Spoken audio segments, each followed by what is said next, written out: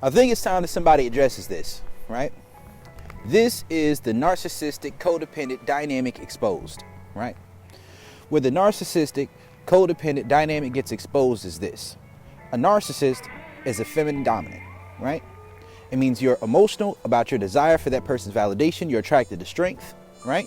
But at the same time, you want control. If you're attracted to strength, but you desire control, that means that you're attracted to a challenge, right? Either you're attracted to a challenge or attracted to how low you can take a person. So it's all about control, right? Now, understand this. Every person has certain desires and needs for some type of validation. Codependents, they can go to a certain place, right? They call it what? Empathic supernova. So codependents can also get to a certain place in narcissism. Now, a thing to understand about this is this. When you are feminine dominant, then you don't lead with the honesty about what your program is, right? You're not consistent. And you also don't make sure that the person enjoys what's going on. You may make sure that they enjoy it at first, but after a while, it's just going to drain them because you never get to a place where you can pour back into them. A codependent is a masculine submissive, right? They're masculine submissive, which means that oftentimes there's something that they want that they're willing to trade something to get that. Now, the reason why I say masculine submissive instead of feminine submissive is, a codependent can be a feminine submissive. If you're a feminine submissive with a feminine dominant, then you're going to deal with a lot of issues. That's like a masculine submissive or a feminine submissive dealing with a feminine dominant is going to be something that's going to greatly hurt them, right? It's going to hurt them. Because it's going to work good for a little while, but after a while, you're not going to get poured back into. You're not going to have your expectations set. You're not going to be led properly. You're just going to be in a situation where you're going to get depleted. You're going to get hurt, and you're going to go through psychological reactance. Now, one thing about a codependent is often this certain level of psychological reactance that comes about, right? Because there's this idea of being gaslit. Oftentimes, a real masculine dominant man can be conflated with the idea of a feminine dominant man in the eyes of society because society is so unused. They're not used to being in the presence of a masculine dominant man. They're not used to good leadership. So there are a lot of men who may pretend to be leaders when they're not actually leaders from the perspective of just desiring to have control. So that would just be like a fuckboy, right? Now, the thing to understand is that when you have masculine submissive energy, you're going to attract feminine dominance. That's how polarity works. You're going to attract the opposite of what you are. And if people don't understand that, they're going to be in the same pattern of continuing to go through that process. Oftentimes, the masculine submissive has certain things that they're getting from the narcissist that gives them the ability to take that role, but they don't want to adopt the mindset. They don't want to adopt the leadership of that dominant person. And because they don't want to adopt the mindset and the leadership, that dominance is something that they're not lubricated for. Because femininity is what lubricates for dominance. But at the same time, if that you're lubricated for the dominance, but that dominant person doesn't have the masculinity to lead, to set expectations, to be honest about what they want, then what's going to happen is even if you are feminine submissive, if you're dealing with a feminine dominant man, you're going to get to the point where you're going to get depleted. And then you're going to go through sexual disintegration, then you're going to turn to masculine submissive. Now, when you become a masculine submissive, a narcissist is going to recognize that you're becoming less receptive to their dominance.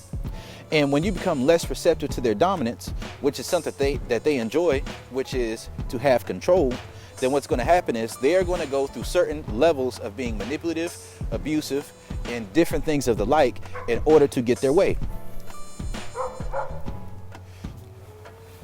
Because once a submissive starts to become a challenge, that's when a feminine dominant gets to the point where they're attracted to that challenge. So the challenge is to break that person.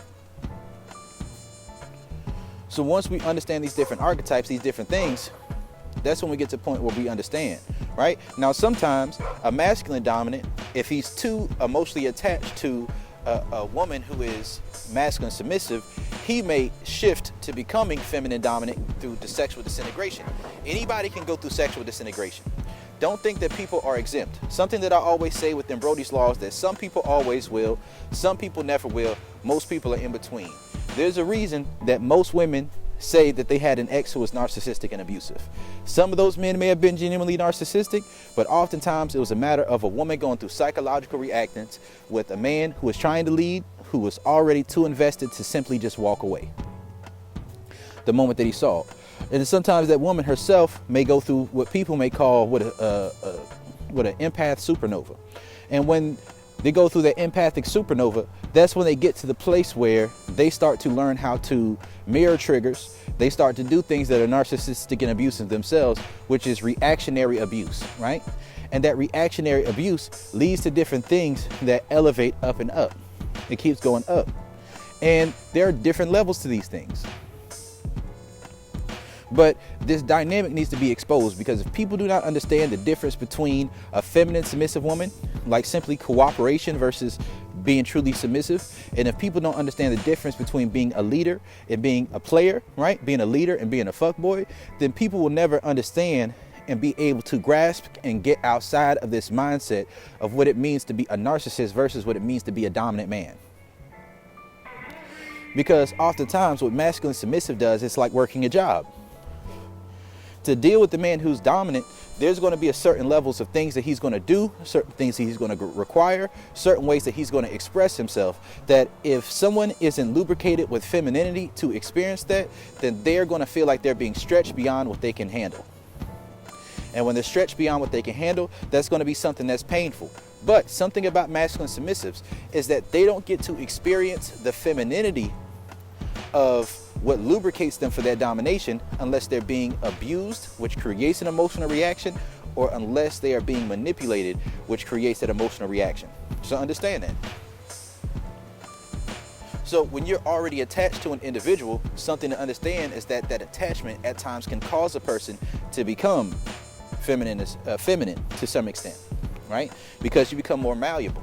Now, if you're malleable from a submissive stance, then you adopt the mindset, the beliefs of that individual, and then you follow their lead.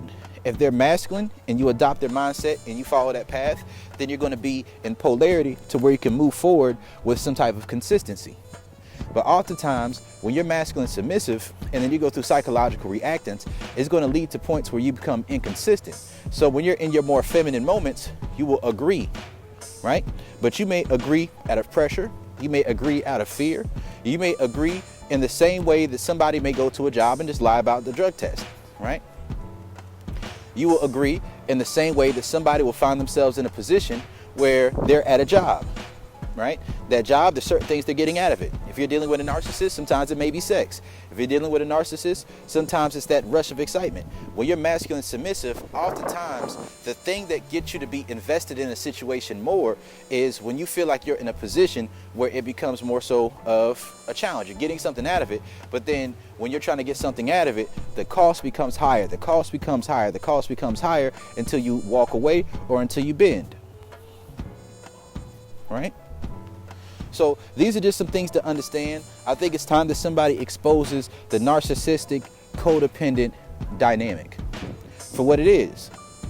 It's two people who are out of polarity, who are with each other.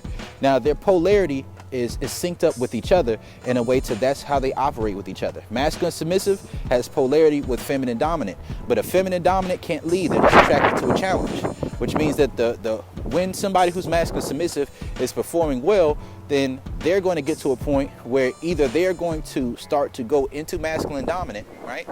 Which may be something that is too abrasive for the for the masculine submissive. Like if they're performing well, they're becoming feminine submissive, then the feminine dominant will either turn into a masculine dominant, or the feminine dominant will get bored, right? Because they desire a challenge, because femininity is attracted to strength. So the goal isn't really, and the mindset isn't really saying, okay, well, I need to be this person who knows every single thing and I'm completely 100% self-sufficient. No, relationships are built off of needs. Relationships, especially ones that are monogamous, are built off of two people who have needs. They meet each other's needs. They communicate those needs. They know what they are. But sometimes a person who's masculine submissive, they have their own mindset about what they think are acceptable needs. when they're gaslighting. So in their own mind and with the feminine dominant individual, or with the dominant individual, they don't see the dominant needs of that dominant person as real needs. They don't see those needs as valid, right? They don't see the purpose of that person being in control. Sometimes with a masculine submissive, they're going through psychological reactance. And some of those things that they have an issue with are going to be things that are logically something that makes sense, right, to the dominant individual. Now, a masculine dominant individual will either lead through that process the best they can, or they'll walk away, right? But something that can happen along that process is that if a masculine submissive does like a person does at a job, right, where they treat the job as if it's a placeholder, or they treat the job as if, you know, they're starting to be inconsistent, which means they start to turn into a feminine dominant themselves, or they start to just behave in an inconsistent way because the things that are being required of them are things that they aren't lubricated in order to the desire to do on an intrinsic level, then a masculine dominant person may disintegrate into a feminine dominant and start manipulating and abusing so that they can get that control that they desire to have in their particular relationship. Understand, if you tell somebody that you want them to do something for you, right? Or you tell somebody that, okay, I see what you're saying, I want to do this sounds great, this sounds fun, right? This sounds like a plan, I like this plan. And then when you tell somebody that you like their plan, and then you agree to it, if they get invested based off of what you said, instead of seeing a consistency of your actions over time, then what will happen is, if they are too invested based off of the agreement that you made verbally, then when they reach a certain point to where you bait and switch and you flip on what you said, right, then they will start to be manipulative to see if that is what's going to work. They may start to be inconsistent with your needs, mirroring that trigger that may have been started by you, in order to see if that arouses a reaction that improves the behavior. So if that manipulation or that abuse or whatever it is that creates an emotional effect that causes you to be able to invest more to meet the needs of your partner, then that is going to create a cycle. And that cycle is going to be, they're going to try to behave well, they're going to try to treat you well for a period of time. When you soak up that validation, because masculine submissive, they desire validation. When you soak up that validation of things being on a certain level for a certain level of time, and then they try to increase it, and then you're unable to go with that increase, then they pull away. If when they pull away, they gaslight, they stonewall, they breadcrumb, they do all those different manipulative tactics, and then you change your behavior, you are setting a pattern to where you are teaching a person that the way to get their needs met is to mistreat you. If you treat a person in an individual way, if you treat a person that way, it's your fault. I'm sorry. Some people say, oh, that's victim blaming. No. If you treat a person in an individual way, that's your fault. All right? Just like, let's say a man is dealing with a woman, right? A man could be dealing with a woman. She knows that he wants sex, right? And she's like, well, okay, well, if we do this, then we can do this. If he does what you said that you wanted, and that doesn't work, and then he ignores you, right? Or he no longer cares, and then he gets a little bit of aggressive, or he doesn't communicate what he wants to do. He just tries to seduce you in the moment, right? Without communicating that. And when he tried to communicate, it didn't work. Then what you have to understand is that you're creating a pattern of not respecting your boundaries is the way that he gets his needs met. Right? Especially if you take that route of going and doing that elsewhere. You take that route of being inconsistent, or you start to play with fire and you start to show that you have that capacity to elsewhere. Then that person who's already invested because of that time that they spent with you, they're going to use different manipulative tactics to do it. They might coerce you. They might say, you know what? I could just walk away right now. And that could create that effect. Somebody say, okay, well, I walked away and that worked, but I'm tired of having to walk away and wait for them to come back around to meet my needs. Because if I walk away, then they come back around and meet my needs. So they may say, you know what, I'm tired of that. I'm just gonna tell them straight up. Either you fucking or you not. And then when they tell you that, if you're already going through psychological reactance, or you may enjoy that in the moment because it feels more masculine for them to be upfront with you, that's that masculine dominance, but it's masculine dominance on the back end, then if you go along with that, then it creates an effect of the way to get their needs met is to disrespect your boundaries. The way to get their needs met is to put you in a position where your back is up against the wall and then saying that this is what I want. Now, what masculine submissives have to often understand is that if you're treating an individual like a job and they're paying you up front, right, which may be time, attention, validation, energy, financial resources, whatever it is, and they're investing in you with the desire of getting what they desire out of it, after a while, that person is going to disintegrate, and they're going to get to the point where they say, okay, cool, I'm tired of them flip-flopping on their own terms. Instead of me trying to do that, I'm just going to be upfront about it. And when that particular type of thing happens, that's when it gets to the point where if you experience psychological reactions at that point, if you are oblivious to the fact that you've been draining them of their emotional, financial resources, their time, attention, energy, emotional investment, and that they want to be reciprocated sexually, when you gave the impression that you desire them sexually, but for whatever reason you couldn't do it, and then that reason turns out to be inconsistent or untrue, then that individual, in a lot of cases, they're either going to walk away, and if they walk away, you realize that, that, okay, cool, I need to do what they want me to do, right? If they get to that point, then you're going to be in a position where that goes left. Now, oftentimes, making that investment up front can be from an intrinsic place. That person can genuinely care about you. They may genuinely be investing in you because they like to spend time with you. But they desire sex, and if they tell you that that's what they want, they're investing in you. You say, this is what I want, or this is what I'm trying to do. I'm not trying to do that. But then you have moments where you're inconsistent within yourself about what you want. Then they're going to pick up on those moments, wherever moments of energy and whatever moments of mindset to where you were the most receptive to doing what they wanted you to do. That's going to be what they lean towards. So a person who's feminine and submissive can disintegrate into feminine dominant, right? So that's like, let's say a man, he could be dealing with a woman. He could just be spending time with her just to spend time with her, right? Spending time with her just to spend time with her because he enjoys her. She knows the man wants sex. She knows, right? He may have expressed that to her. She's not setting her standards about what that means for her. And he may be listening to those standards, but if he sees her being willing or able or having capacity to cross those lines without those standards being met first, then that man may start to turn into feminine dominant and then work from more so a basis of coercion, or work from a basis of coercion or ultimatum, or to be seductive, to be manipulative, to be abusive in some capacity in order to get their needs met. One thing I'll say to women is this: you have to stop. I know people are not going to tell you this. You have to stop putting your situations in scenarios where you know that a man desires sex from you and then treating him as if he's harmless, expecting to just soak up validation, being an energy leech. A lot of codependents are energy leeches, right?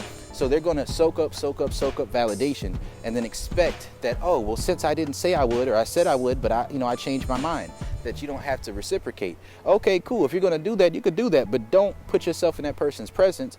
Don't continue to try to get more out of that individual, because after a while, they're going to go through so much sexual disintegration that they're going to get to a place where they're going to become feminine dominant, or they become masculine dominant and walk away. And if you flip and change your tone and do what they want when they change their stance, then that makes them think that that stance that they're taking with you is the stance they need to take in order to get their needs met.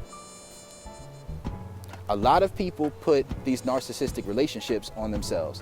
A lot of people put these codependent relationships on themselves. As a man, what I'll say is this: if you want to be masculine and dominant, lead with sexuality. Lead with sexual attraction and desirability. Make yourself attractive for the outcome that you desire. Don't trade anything for sex, because anything that you trade for sex can be leveraged against you. Definitely in this day and age. If you're taking a woman out on dates, and you're taking a woman out on dates to have sex with her, right? Then she's getting a certain level of emotional and social validation of thinking that she may be with you, right? So that means that either you're going to have to switch up on how you're approaching her, or you're going to have to try to seduce her, right? Which may be something that she needs plausible deniability about, which means that if things don't fit a certain box of what consent looks like in today's society, then she will flip the narrative after the fact if anything occurs where she felt like she didn't get everything that she wanted out of it.